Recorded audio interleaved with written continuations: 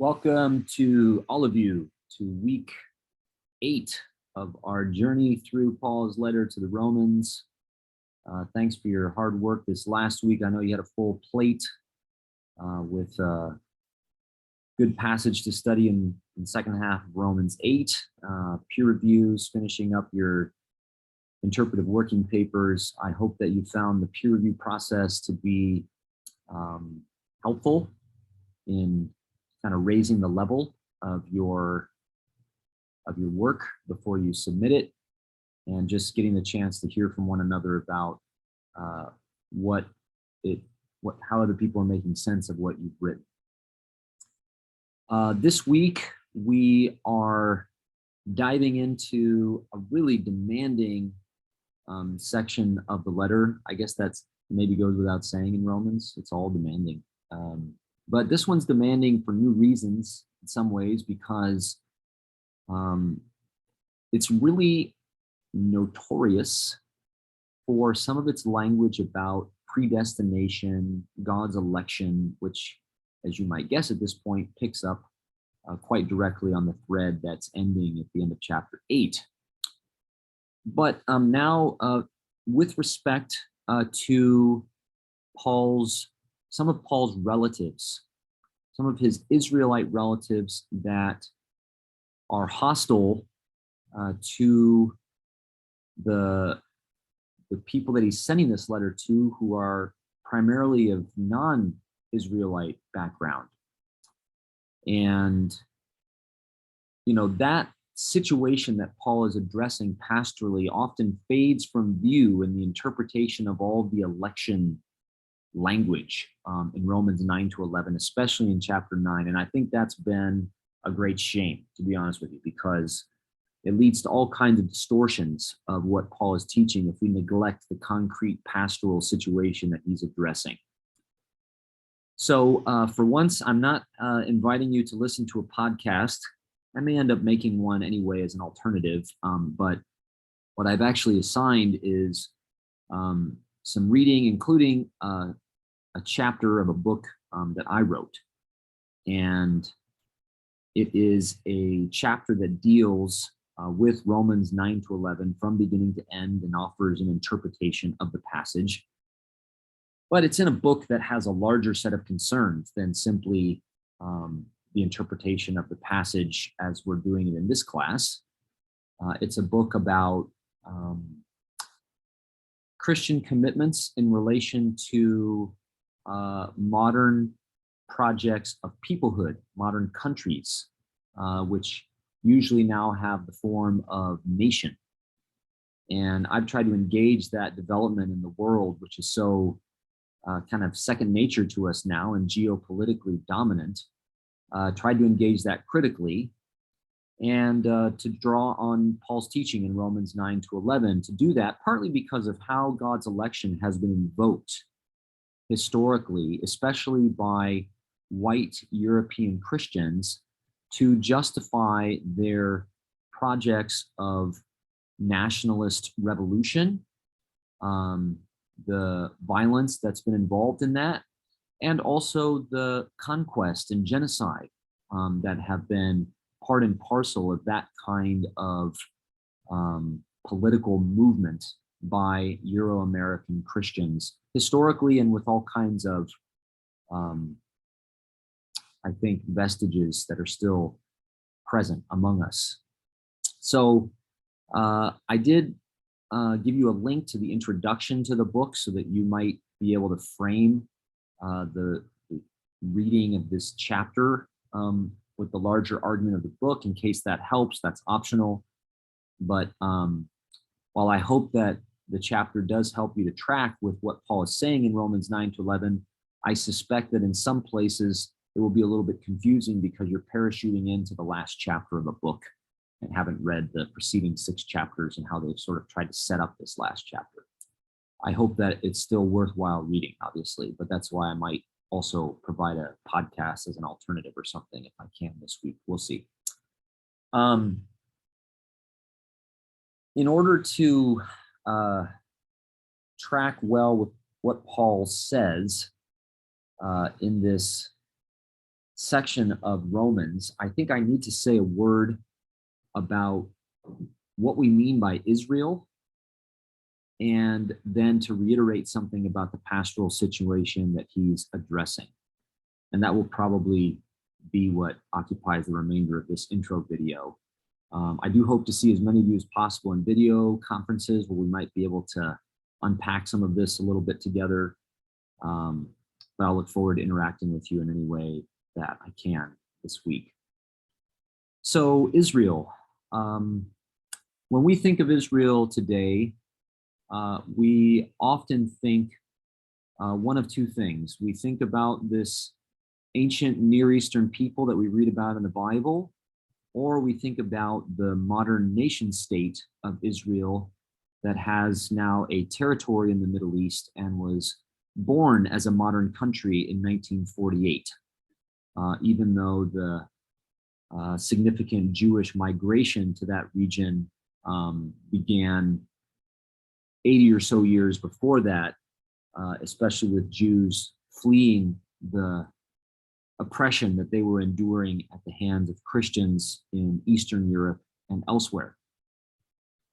Now, the nature of the modern country or state of Israel and the larger system of nation states that it is a part of leads us to sort of intuitively assume that when Paul's talking about Israel, that's what he's talking about. And I think that's a mistake. And if you read all of what Paul is talking about in Romans 9 to 11, as if he's dealing with the modern nation state of Israel directly, then I think you will come to some really distorted conclusions about what he is teaching.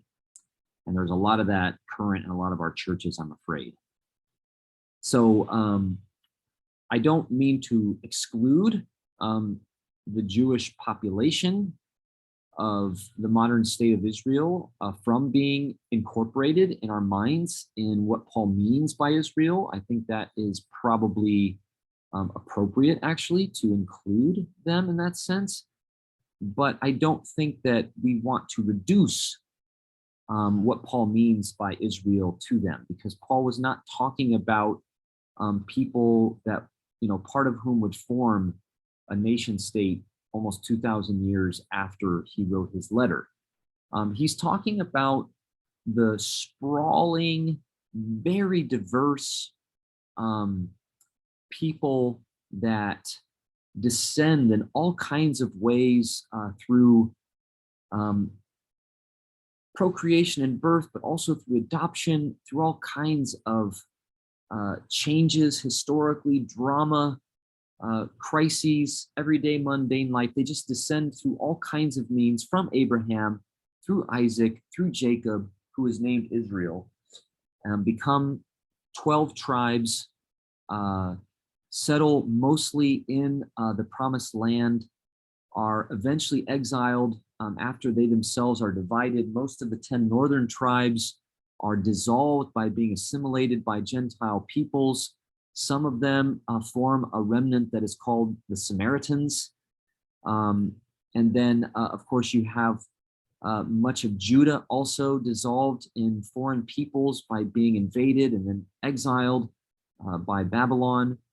But many of them persisting across generations, retaining a memory of who they are, and that's who the Jews become.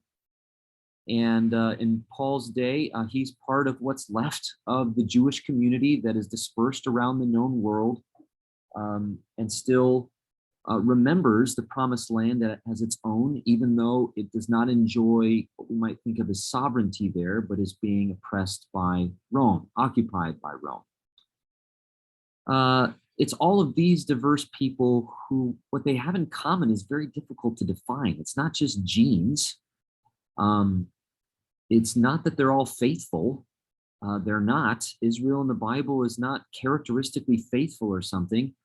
It is that they all call out to the God of Abraham and Isaac and Jacob as their own in one way or another, and have managed by God's grace to avoid extinction or being assimilated and gobbled up by other peoples, and still know themselves as part of this historical intergenerational sprawl, which of course has continued since Paul's day, over many generations down to our own, where a good deal of the population of the planet now calls out to the God of Abraham as their own, and a good part of them as to the God of Abraham, Isaac, and Jacob as their own. And this is the sort of reality that Paul, I think, is talking about as Israel. And of course, the readers that he's addressing have recently been adopted into this great, diverse, sprawling family, so that they know Abraham as their ancestor, their father. They're inheriting what was promised to his descendants. And Paul has already been arguing that the lifeblood of this family that conveys that inheritance and hope across time is faith as a gift of God, as opposed to something that people who have called out to the God of Abraham can claim about ourselves or claim as our own achievement or something like that. So that's what I think Paul means by Israel. And I know that's probably complicated. I try to explain in the chapter how this is something that can be traced and known only in retrospect. It doesn't obey criteria the way that we often think. We often imagine that Paul is talking in Romans 9 to 11 about some true Israel versus a false Israel. I think that's wrong myself. I try to argue against that and show that Paul is talking about Israel in all of its moral, doctrinal, and other kinds of ambiguity. Nevertheless manifests God's gracious election, purpose, mercy. And of course, now I'm getting to the second part of what I want to say in this video, which is that the situation Paul is addressing is some of his relatives who are Israelites like he is. We don't know how many of them he's talking about. We can't say that it's the majority of Israel or something like that. We don't know everything that they think about Jesus.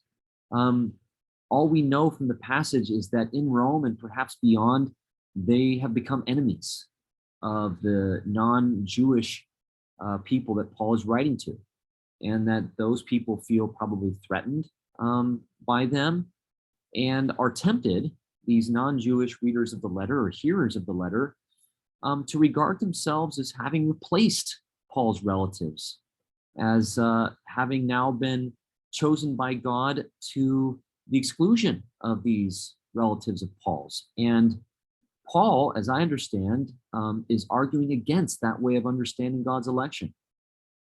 This is a kind of extension of the sort of boasting that he's been warning against earlier in the letter.